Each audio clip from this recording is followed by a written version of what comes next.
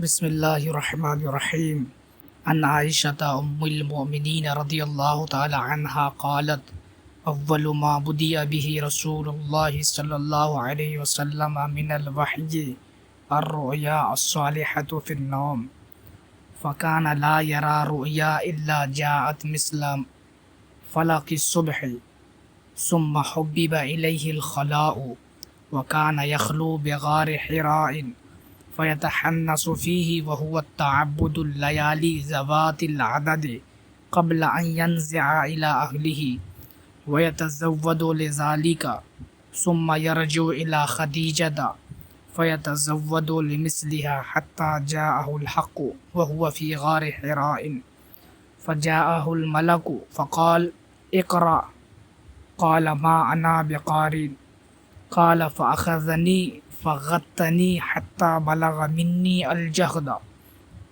ثم أرسلني فقال اقرأ قلت ما أنا بقارئ فأخذني فغطني الثانية حتى بلغ مني الجهد ثم أرسلني فقال اقرأ فقلت ما أنا بقارئ فأخذني فغطني الثالثة ثم أرسلني فقال اقرأ باسم ربك الذي خلق خلق الإنسان من علق اقرأ وربك الأكرم فرجع بها رسول الله صلى الله عليه وسلم يرجف فؤاده فدخل على خديجة بنت خويلد فقال زملوني زملوني فزملوه حتى ذهب عنه الروع فقال لخديجة وأخبرنا الخبر لقد خشيت على نفسي فقالت خديجة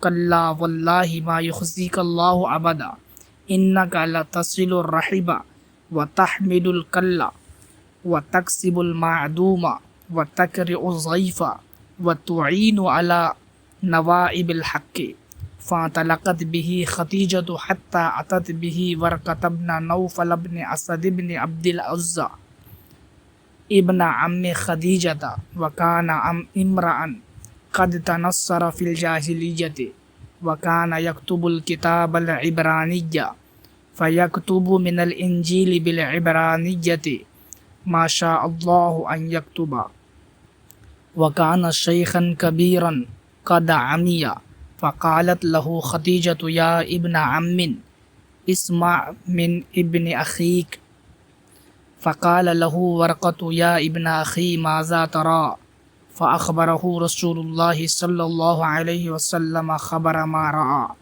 فقال له ورقة هذا الناموس الذي نزل الله على موسى يا ليتني فيها جزعا ليتني أكون حيا إذ يخرجك قومك فقال رسول الله صلى الله عليه وسلم أو مخرجيهم قال نعم لم يأتي رجل قط بمثل ما جئت به إلا عوديا وإن يدركني يومك أنصرك نصرا معزرا ثم لم ينشب ورقة أن توفي وفتر الوحي۔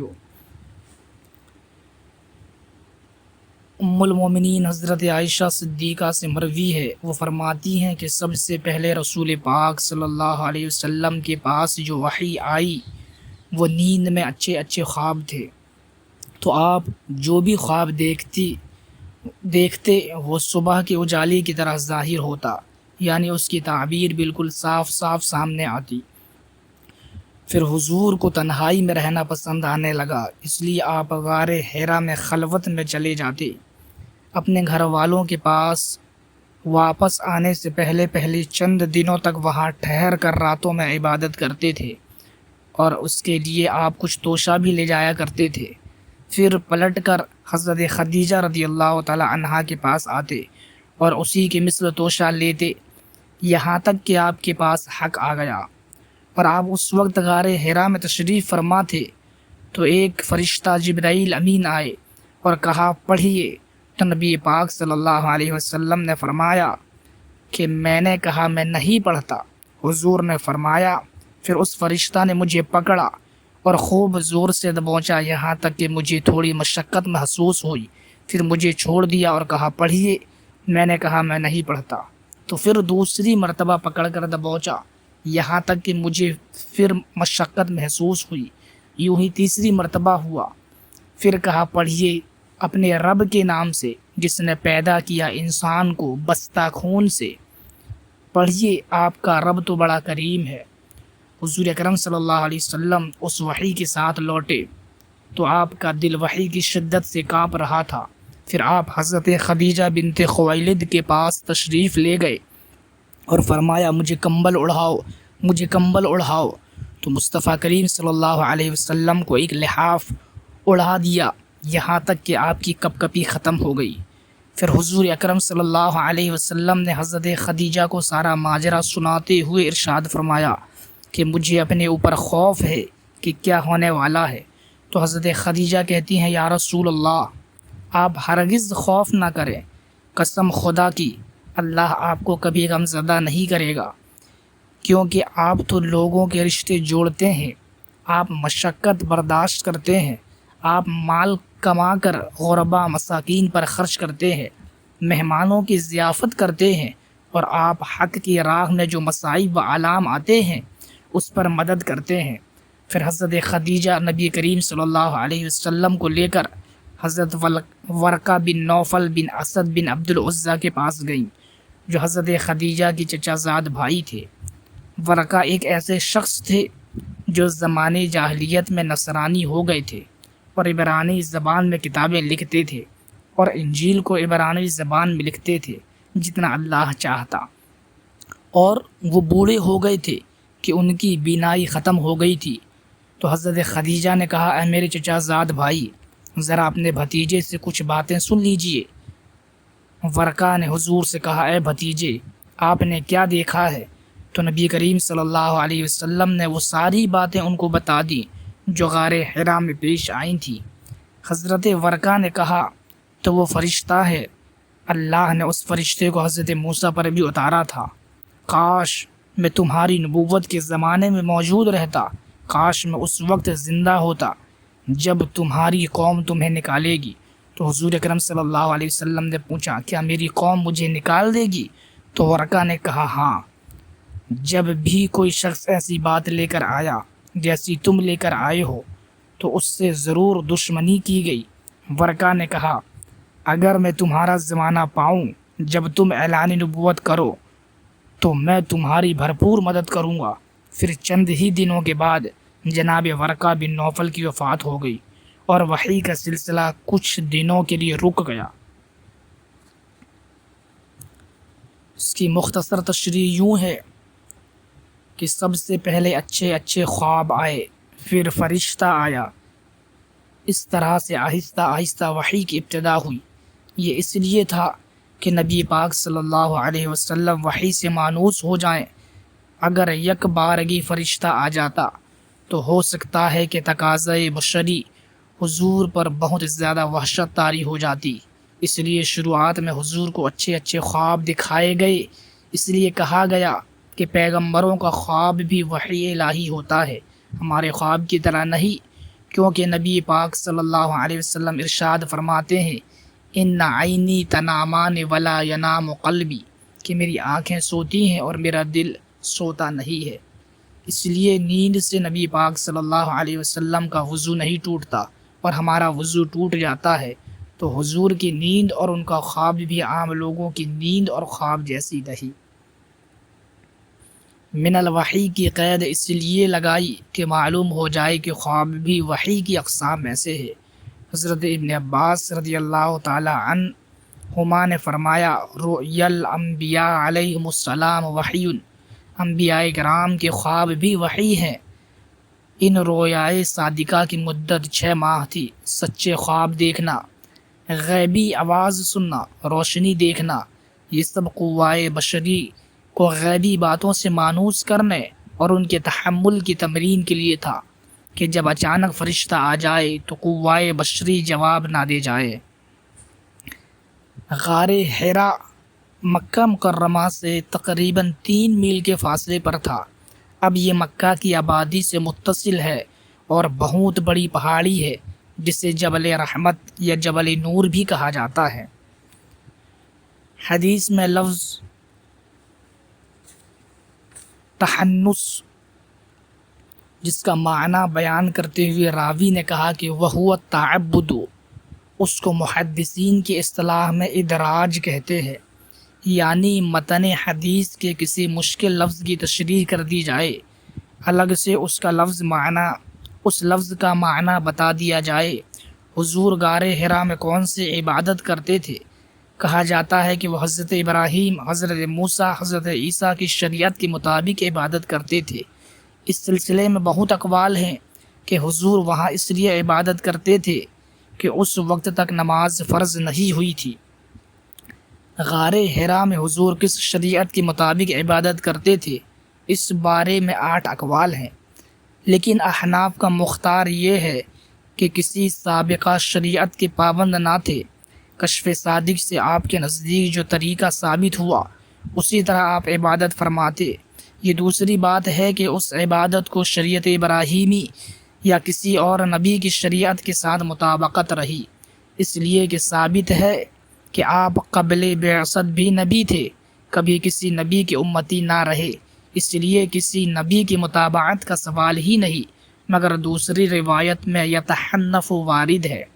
یہ اس کی دلیل ہے کہ اس عبادت کو شریعت ابراہیمی سے مطابقت تھی، کیونکہ اس کے معنی ہیں طریقے ابراہیمی کے مطابق عبادت کرنے کے، اور ایک روایت دوسری کی تفسیر ہوتی ہے۔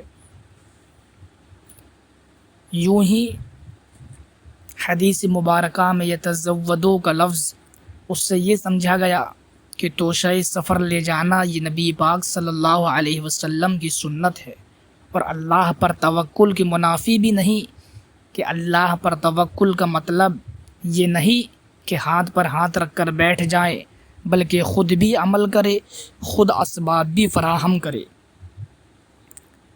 یوں ہی حضور اکرم صلی اللہ علیہ وسلم کا ما انا بقاری، بد مذہب کہتے ہیں کہ نبی نے کہا میں پڑھا ہوا نہیں ہوں، میں ان پڑھ ہوں معاذ اللہ رب العالمین، یہ لفظ نبی پاک صلی اللہ علیہ وسلم کی شان کے منافی ہے۔ پھر نبی کریم صلی اللہ علیہ وسلم نے پڑھ لیا۔ محدثین کہتے ہیں کہ نبی پاک صلی اللہ علیہ وسلم خود اس میں درس دے رہے ہیں کہ صرف اقرا سے میں کیا پڑھوں، اللہ کا نام تو لیجئے کہ میں پڑھنا شروع کروں۔ تو جب کہا اپنے رب کے نام سے پڑھیے تو آپ نے پڑھنا شروع کر دیا، صرف اقرا تو نہیں پڑھا۔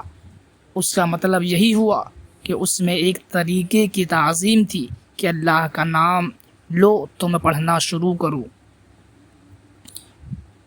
حضرت خدیجہ جو نبی پاک کی سب سے پہلی بیوی اور بڑی چہیتی بیوی تھی، یوں ہی حدیث مبارکہ میں زملونی کا لفظ استعمال ہوا۔ زملونی مذکر کا صیغہ سے حضرت خدیجہ سے خطاب فرمایا۔ اس میں اس بات کی تعلیم تھی کہ مؤنث کے لیے بھی مذکر کا صیغہ ادب اور احترام کے لیے استعمال کیا جا سکتا ہے۔ ایک تو مذکر کا صیغہ، پھر یہ کہ جمع ہے، اور حضرت خدیجہ سے خطاب ہے جو کہ مؤنث اور واحد ہے، یہ سب ان کی تعظیم کے لیے ہے۔ یوں ہی ورقہ بن نوفل کو جو کہ پہلی کتابوں کا علم تھا، تو نبی پاک کی جب بات سنی انہوں نے تو ان کو یقین ہو گیا کہ یہ تو نبی ہیں۔ بعض کتابوں میں ورقہ بن نوفل کے کچھ اشعار بھی ہیں جس میں ورقہ نے کہا کہ آپ رسول ہیں، اس لیے بہت سے ائمہ کہتے ہیں کہ ورقہ نبی کریم صلی اللہ علیہ وسلم پر ایمان لا چکے تھے، یہ مومنین میں سے تھے۔ علماء اور محدثین میں اس پر بڑی مارکہ آرائی ہے کہ حضرت ورقہ بن نوفل صحابی تھے یا نہیں۔ اس کا تصفیہ صحابی کی تعریف پر موقوف، چنانچہ علامہ ابن حجر عسقلانی صحابی کی تعریف کرتے ہوئے ارشاد فرماتے ہیں کہ من لقی النبی صلی اللہ علیہ وسلم مؤمنا بہ ومات علی الاسلام ولو تخللت ردۃ فی الاصح، کہ صحابی وہ ہے جو نبی کریم صلی اللہ علیہ وسلم پر ایمان لایا ہو اور اسی حالت میں ملاقات کی ہو اور اسلام پر مرا ہو، اگرچہ درمیان میں مرتد ہو گیا ہو، اور یہی صحیح ہے۔ صحابی کی تعریف کے معیار سے حضرت ورقہ کو دیکھیے تو بلا شبہ ثابت ہوتا ہے کہ یہ صحابی تھے۔ انہوں نے حضور اکرم صلی اللہ تعالیٰ علیہ وسلم کو دیکھا بھی اور آپ کی تصدیق بھی کی اور آپ پر ایمان بھی لائے۔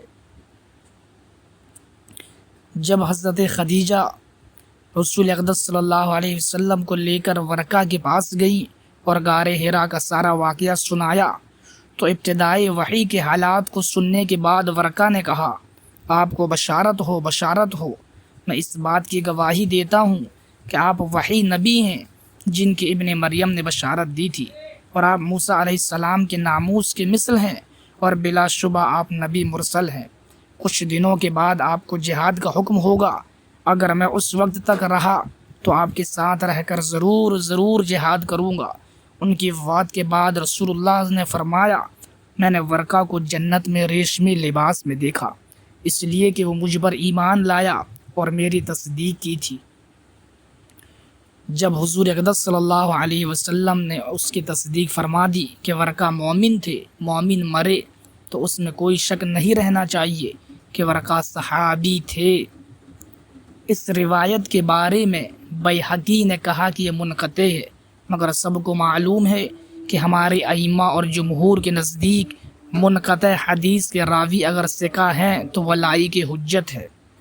اس حدیث پاک سے مجموعی طور پر مندرجہ ذیل باتیں معلوم ہوتی ہیں کہ بیوی کو ایسا ہونا چاہیے کہ شوہر پر کوئی مصیبت آ پڑے تو دل و جان سے اس پر فدا ہو جائے۔ دیکھیے، حضرت خدیجہ نے ایک بات سنی کہ نبی پاک کو ایک ایسا مسئلہ پیش آیا جو بظاہر مشکل معلوم ہو رہا تھا، تو لے کر حضرت ورقہ کے پاس گئیں کہ ذرا معلوم کریں کہ کیا بات ہے۔ ایک میاں بیوی کے درمیان ایسا ہی لگاؤ ہونا چاہیے۔ یہاں سے یہ بھی درس ملا کہ کوئی چیز نہ معلوم ہو تو دوسرے کے پاس اس علم کو لینے کے لیے جانا چاہیے۔ ایک بات یہ بھی معلوم ہوئی کہ مصطفیٰ کریم صلی اللہ علیہ وسلم نے اپنے اس ادا سے یہ درس دیا کہ کوئی بھی کام شروع کرو تو اللہ کے نام سے شروع کرو، اللہ اس میں برکت دے گا۔ سب سے پہلے جو وحی مطلوع آئی وہ سورہ اقرا ہے۔ روایتیں اس بارے میں مختلف ہیں۔ بعض روایتوں میں ہے کہ سب سے پہلی سورہ فاتحہ نازل ہوئی، لیکن زیادہ صحیح قول یہ ہے کہ سب سے پہلے سورہ علق یعنی اقرا بسم ربک الذی خلق نازل ہوئی۔ اللہ تعالیٰ نے اس سورت کو غار حرا میں نازل فرمایا، اور آج تک وہاں لکھا ہوا ہے کہ سب سے پہلے وحی یہاں آئی۔